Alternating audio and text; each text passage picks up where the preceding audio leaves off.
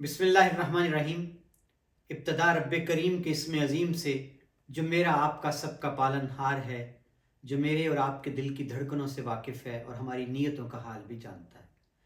दरूद व सलाम शान कायनात जाने कायनात नबी मुकर्रम हज़रत मोहम्मद मुस्तफ़ा सल्लल्लाहु अलैहि वसल्लम पर।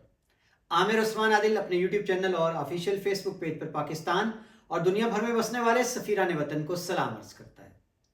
नाज़रीन, अडयाला जेल का कैदी, जी गुमान यही था, सोच यही थी और मंसूबा बंदी भी यही थी कि टूट जाएगा, रेजा रेजा हो जाएगा, हार मान लेगा और कैदोबंद की सोबतें बर्दाश्त नहीं कर पाएगा।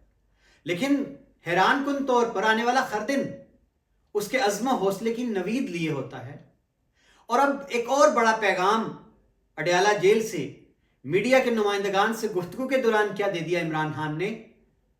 इमरान खान ने यह पैगाम क्यों दिया कि जनरल बाजवा ने उनको धोखा दिया, और 8 फरवरी के एक बड़े सरप्राइज का जिक्र भी कर दिया और प्लान सी की बाबत भी बता दिया। जी नाज़रीन, इस पर बात करेंगे आज।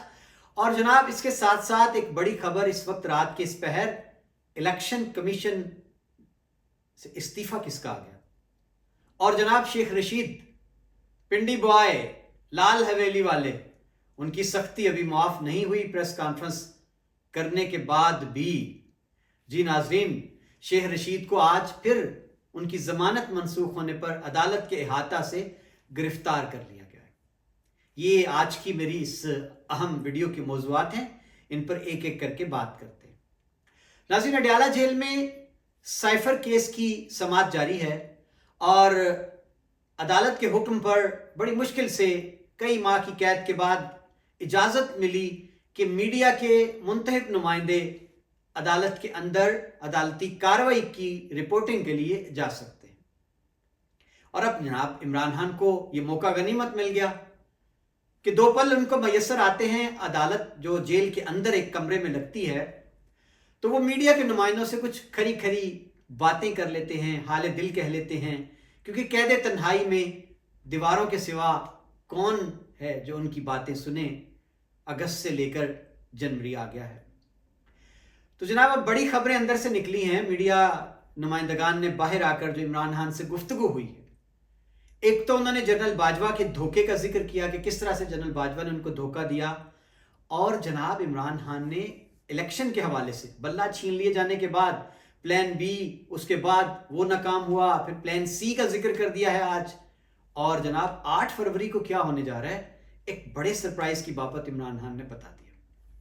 नाज़रीन, इमरान खान ने मीडिया के नुमाइंदगान से अडयाला जेल के अंदर गुफ्तगू करते हुए बताया कि जब उनकी हुकूमत ख़त्म कर दी गई, इसके बावजूद उन्होंने जनरल बाजवा के साथ मुज़ाकरात किए और उनको साफ कह दिया कि मुल्क जो है उसमें जितना भी गंभीर हो गया है बहरान सियासी आइनी, उसका हल आम इंतखाबात हैं, इंतखाबात करवा दिए जाएं, सारे मसाइल हल हो जाएं।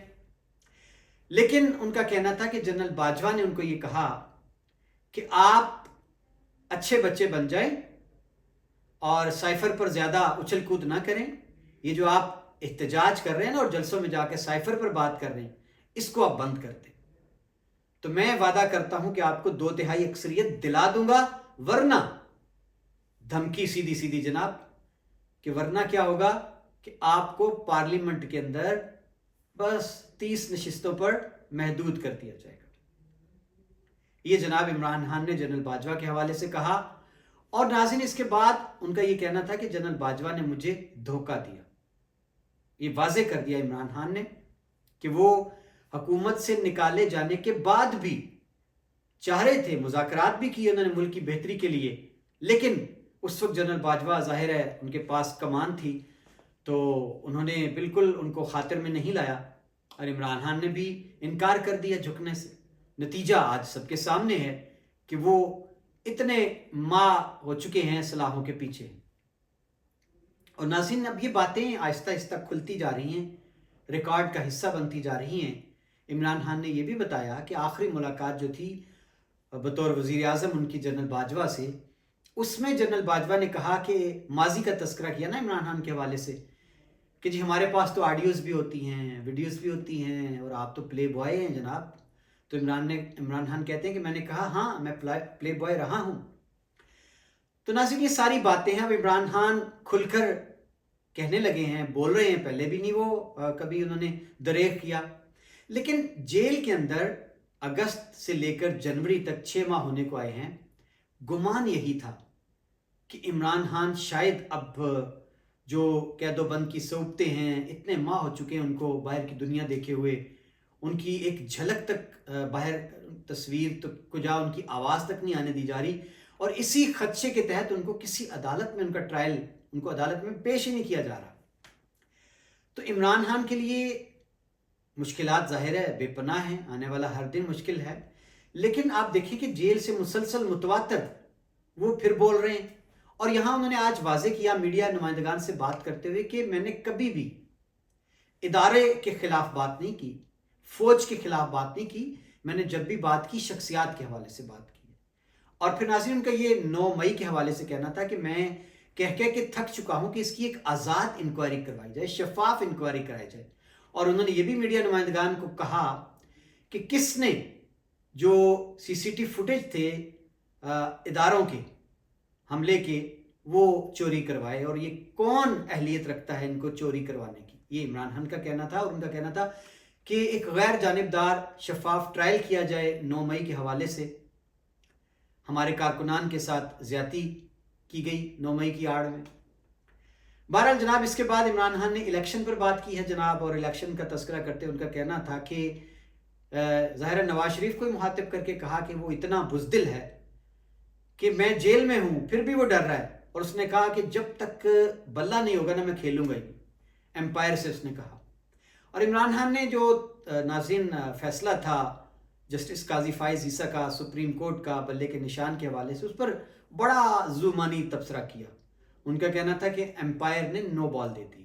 اور پھر انہوں نے قاضی فائز عیسیٰ کے نام پیغام میں کتاب لاریب کی صورت اور آیات ان کے ذریعے سے پیغام بھیجا کہ کسی قوم قبیلے کی دشمنی یہاں تک نہ تمہیں لے جائے کہ تم عدل انصاف جو ہے وہ نہ کر پاؤ.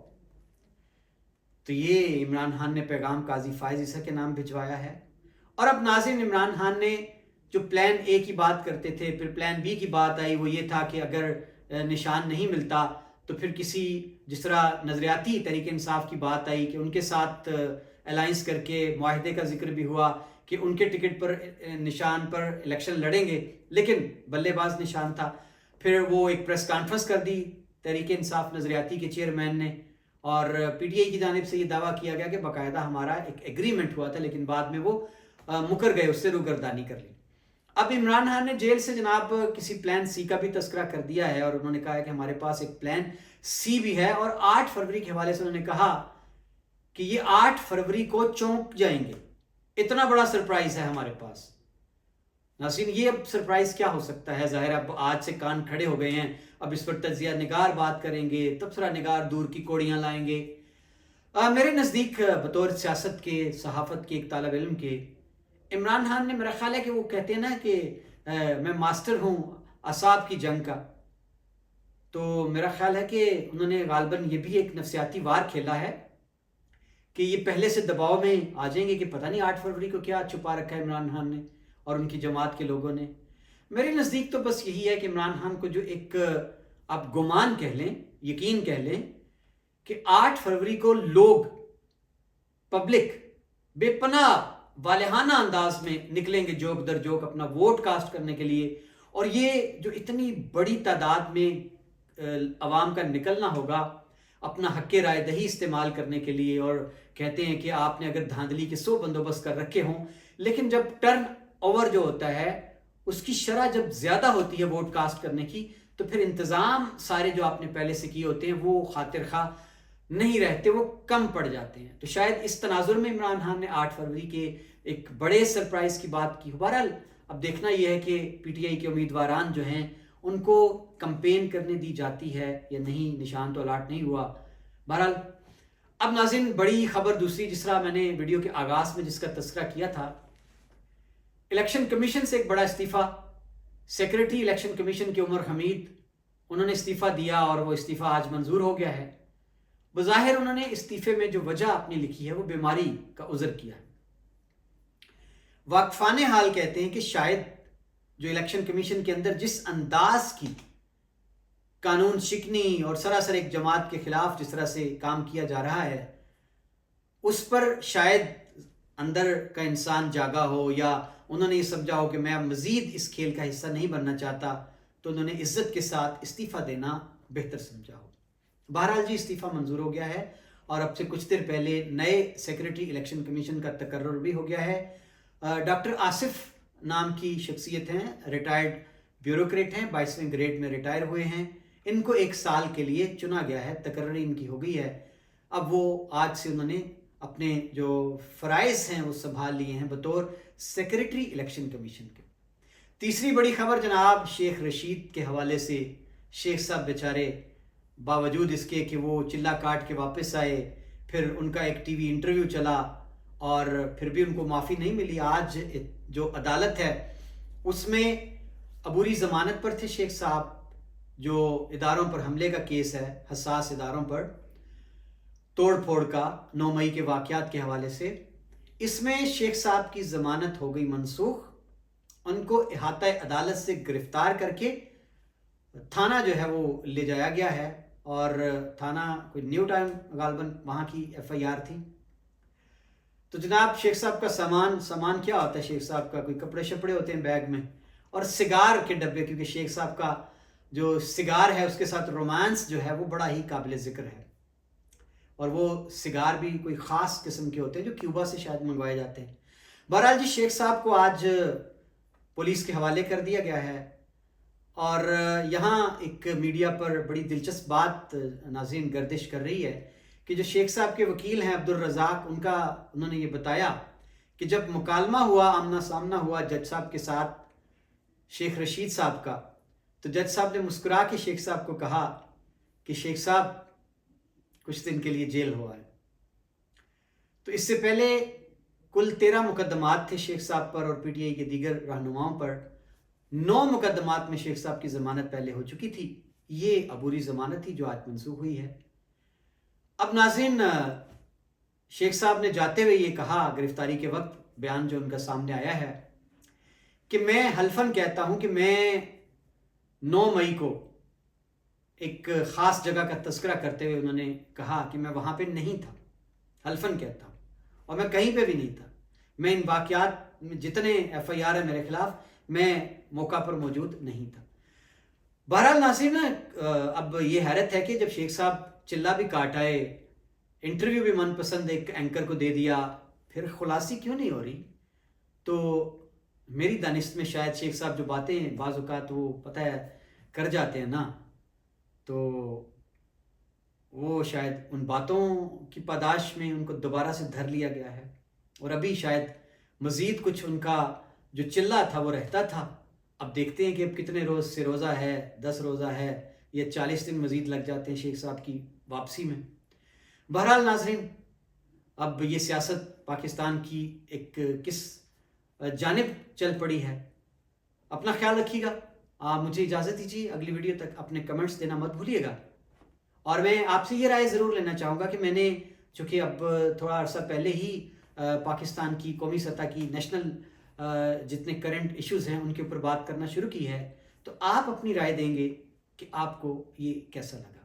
اجازت دیجیے، اللہ حافظ۔